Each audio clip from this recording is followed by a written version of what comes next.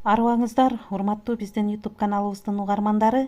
Агайдын ой өрүшү Кругозор китебинен номер 54 сабак. Бүгүнкү чыгарылышта эң кызыктуу маалыматтарга ээ болосуздар. Манастын табышмагы деген тема тууралуу кеп болмокчу. Сабакты даярдаган Салтанат Бейшенова, Талас облусу. Алгач сабактын планы менен таанышып алыңыздар. Бүгүнкү чыгарылышта сиздер биринчи тарыхый инсан, экинчи далилдер, үчүнчү манасчылар, төртүнчү Алтайдагы табышмак тууралуу түшүнүк аласыздар. Биринчи тарыхый инсан. Уламыш фольклор боюнча Манас Алтайдын аймагында Бөйрөктү жайлоосунда туулган. Баткендеги Бургулчак жайлоосуна сөөгү коюлган. Жашаган доору боюнча бирдей пикир жок.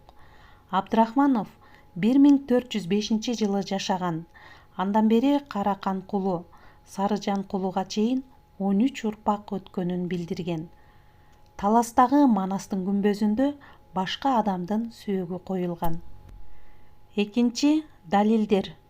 Манас сөзүнүн байыркы элдерде жолукканы жана маанисинин окшоштугу биздин заманга чейин 3000 жылдыкта Ацтек инкилер, Египет эки дарыя аралыгы, Орто Азияда Манас аталган 4 фараон жашаган.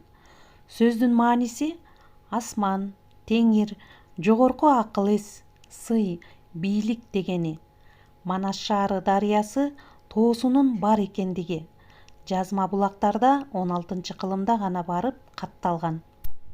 Үчүнчү манасчылар ойлонот. Бехтерев атындагы мээ институтунун изилдөөлөрү боюнча генийлер 20 000 маалыматты мээсинде сактап тура алат. Ал эми 500 000 сап Манасты жаттап алуу, эсте сактап туруу мүмкүн эмес.